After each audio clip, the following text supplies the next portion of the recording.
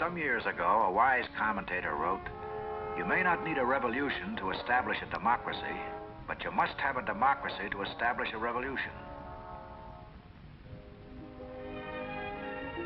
1926, the 150th year of America's independence. From east to west, girdling the continent, a lush and a lusty land.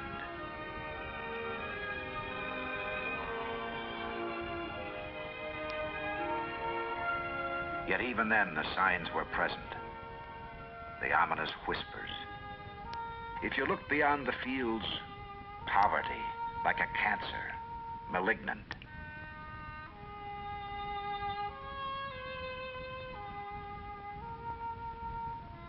And beyond the facade of the skyline, swept under the city's rug, teeming millions, never more than a copper coin from starvation.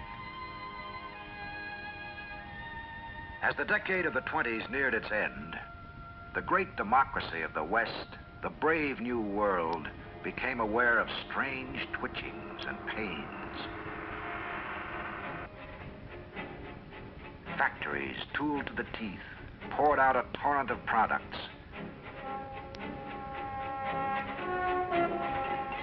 But the workers' pay remained slim.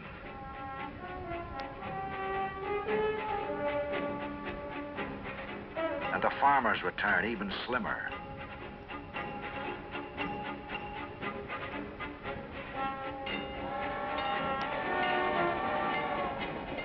Goods piled on goods overflowed the marketplace until the heart muscles of the economy could no longer bear the strain. Chaos and despair were creeping across vast continents. And in the United States, the worldwide phenomenon of depression was echoed. The stock market plummeted in October of 1929. In one convulsive week, $30 billion in stock value vanished.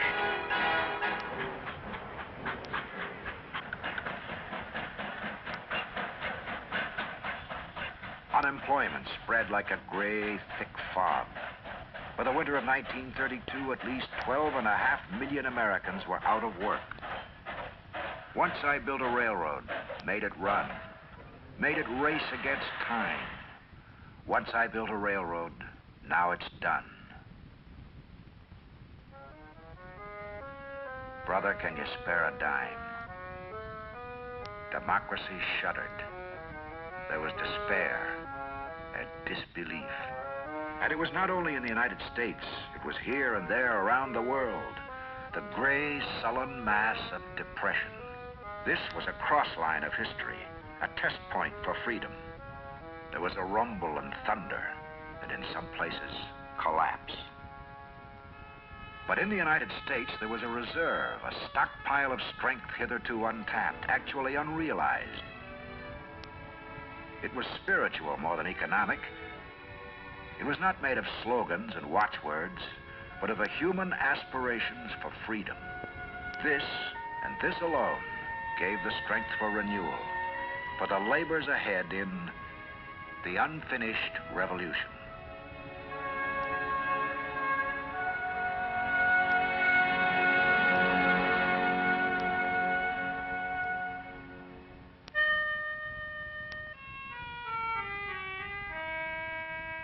In the 1930s, when the worldwide depression hit the United States, the fact that it was international, that no people were spared, meant very little to the man suddenly without work.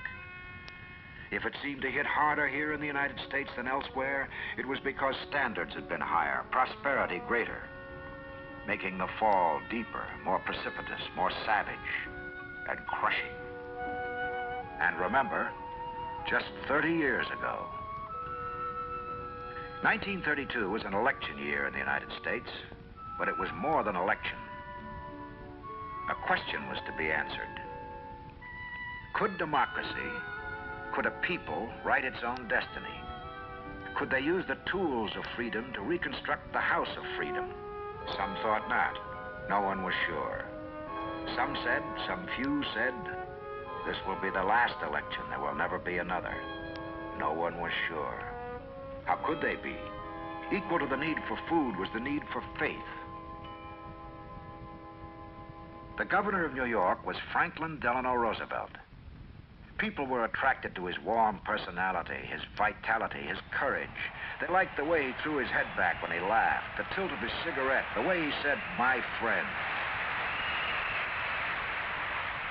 The Democratic Convention meeting in Chicago nominated FDR for president on the first ballot.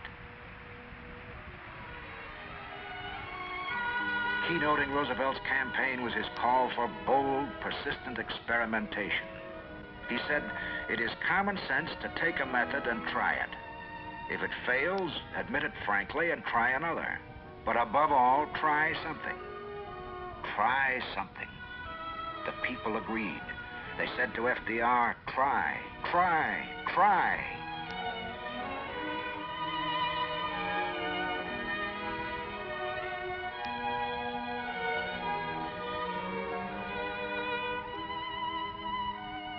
On March 4th, 1933, Franklin D. Roosevelt was inaugurated, the 32nd man to assume the office of President of the United States. So first of all, let me assert my firm belief that the only thing we have to fear is fear itself. Nameless, unreasoning, unjustified terror, which paralyzes needed effort to convert retreat into advance. The only thing we have to fear is fear itself. Was this true? Was it unnatural to shiver at the sight of breadwinners, men who had held down good jobs, factory foremen, bookkeepers, businessmen, shuffling along the leaden length of a bread line?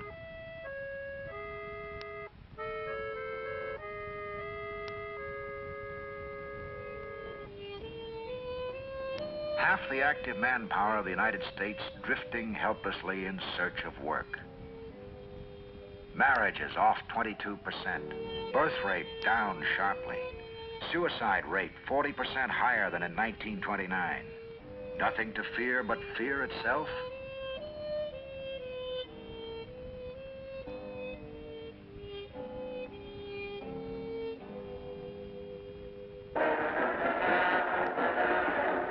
Happy days are here again, was the theme of the Roosevelt campaign. And now that FDR was president, somehow from within came the whisper, maybe it's true. Maybe it's true. 30 years ago, March 4th, 1933. What was the future? Would there be a future? The answer came in a drum roll of action.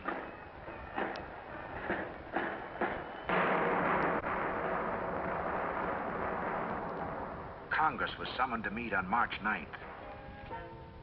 Congressmen and government experts worked around the clock to draft an emergency banking law to restore confidence in the banks. Stop the hysteria, the nightmare of mass withdrawal of deposits. And when Congress convened, the legislation was introduced, passed, and signed into law by the president in just under 8 hours. Democracy had stepped on the gas. By the middle of June, 300,000 boys were off the streets and out in the open working with the Civilian Conservation Corps, the CCC, one of the many new government agencies Congress had set up to deal with problems of unemployment.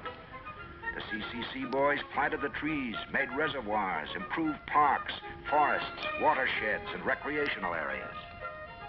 They reclaimed the great natural resources of the country, but more important, they reclaimed themselves.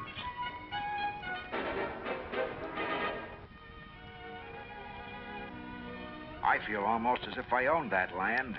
Someday when those trees I planted grow large, I'm going back to look at them.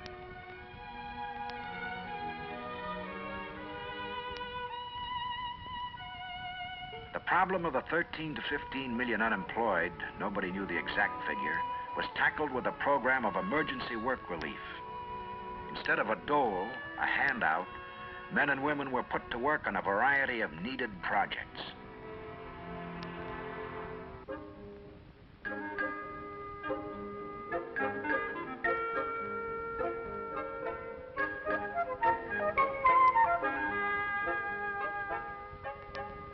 built bridges, post offices, roads, and schools.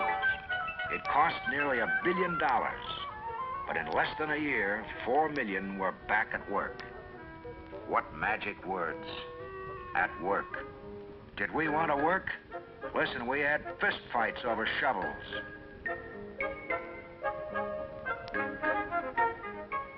Make no mistake, there was no overnight explosion of prosperity. The wheels were rusted, the fuel thinned out. But slowly, here a factory gate opened, there a smokestack belched. A shopkeeper took on a helper. Piecemeal, almost imperceptibly, the economy reversed direction and began the slow pull upward.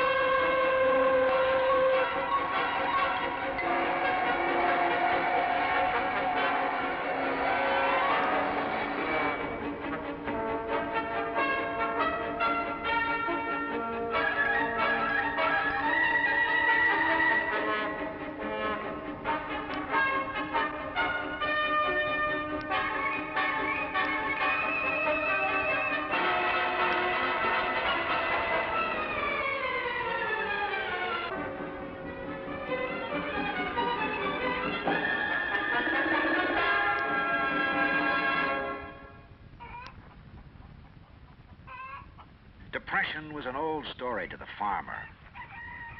He'd lived with it ever since the end of the First World War. He'd lived in a weird world where bountiful crops glutted, overpowered a market too poor to purchase.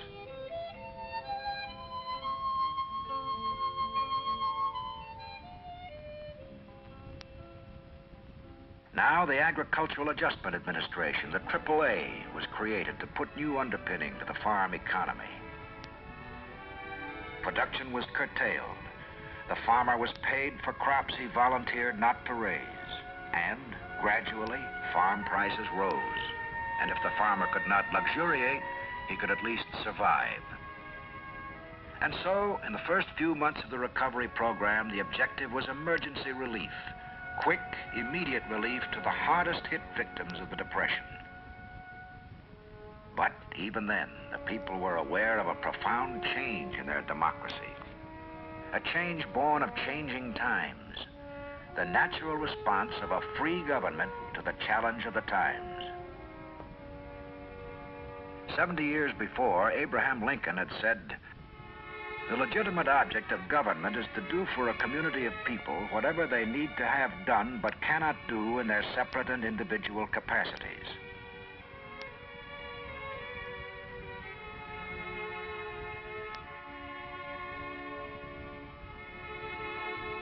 This became the theme, the resolve of the new America that began to emerge in those crowded first days of Roosevelt's presidency. To do for the people that which they could not do or do so well for themselves. Nowhere did this concept of a partnership between the people and their government prove itself as here, in the Tennessee Valley.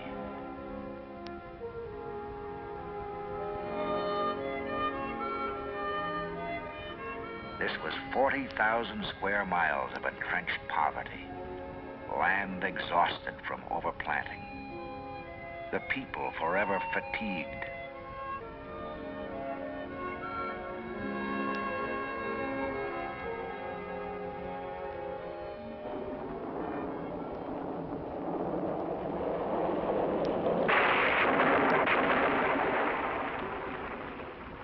Each year, 52 inches of rain turned the river into a wild bull, flooding the land, leaching out whatever good remained in the soil.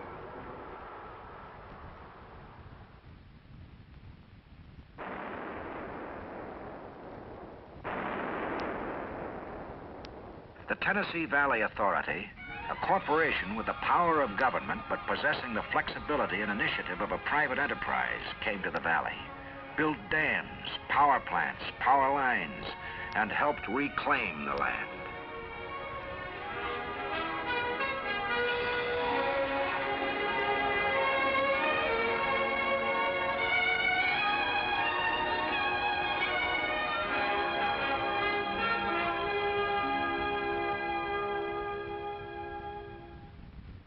But then it was up to the people, the landlocked, weather-scarred stock of the Tennessee Valley. They listened as government experts carefully explained their purposes, their plans for soil conservation, flood control, power production, navigation. They listened, and they liked what they heard. And they agreed to cooperate, to supply the Tennessee Valley Authority with the richest of all resources, the energy, the affirmation of the people.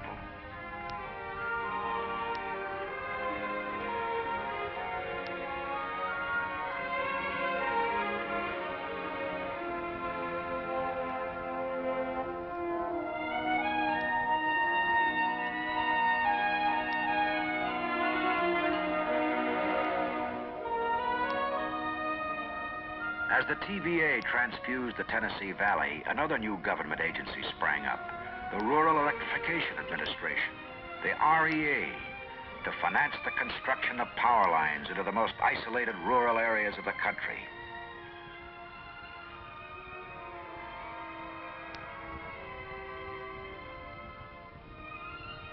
"30 years late, the farms of the United States moved into the 20th century.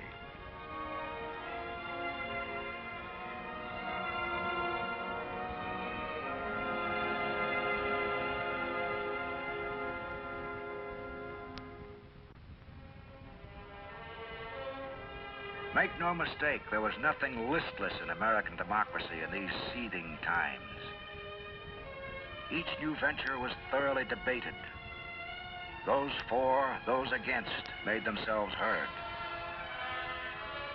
No one would have wanted it otherwise, for this is the leaven, the yeast of freedom, the push and pull, the give and take, the yes and no of an open society. Opposition acted as a brake. It kept the planners alert and the experimenters cautious. As a result, the wrong, the ill-advised, the unworkable dropped by the wayside. And what was left was a body of legislation that, in the years to come, was not only supported but enriched by future administrations of both major political parties, Democratic and Republican.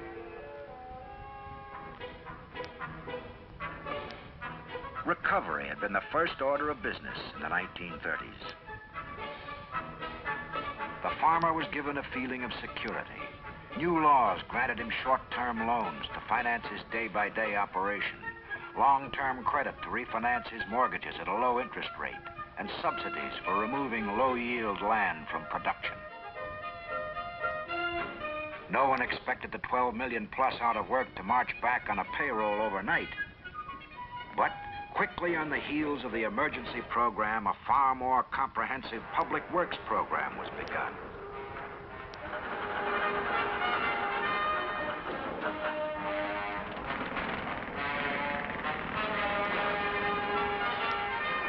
The country was badly in need of a remodeling job, and it got it.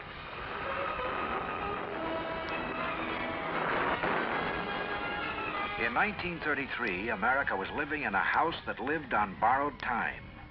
In June of that year, the Homeowners Loan Corporation was created to remove the threat of foreclosure.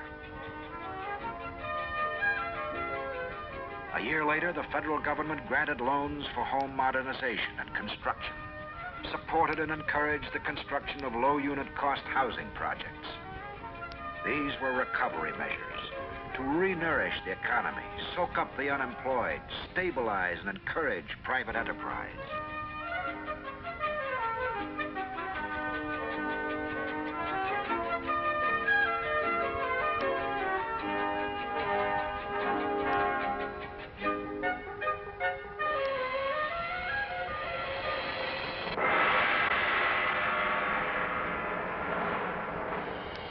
The measure of America's recovery, of the resilience and health of its economy, was put to the test in 1941. Only 8 years from the very pit of depression, American enterprise was able to come through with the miracle of its war production. Unbelievable quantities of war materials, drugs, clothing, food, poured out of American factories and farms to sustain the free world in its mortal struggle with dictatorship.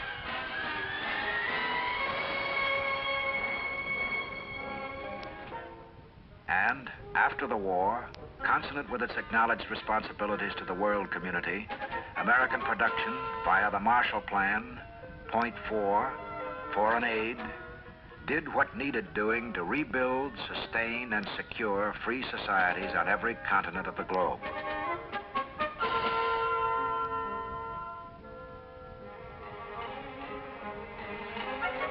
Recovery had been achieved, but now a far more complex job needed doing.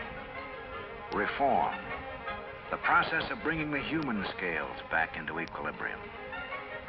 This has been the concern of every administration since 1933. Roosevelt, Truman, Eisenhower, and Kennedy.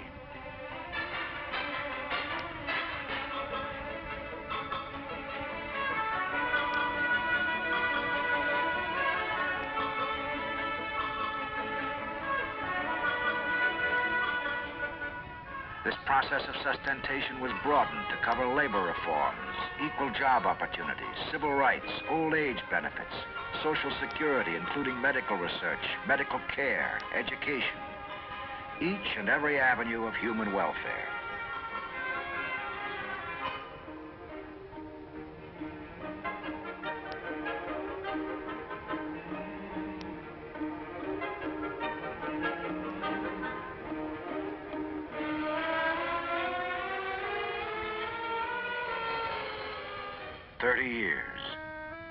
How can one visualize the difference of 30 years? By statistics? By reciting numbers? I think not. The way to know the difference is to recall the lined, the weary, the worn-out face of the United States 30 years ago, and then to see it now.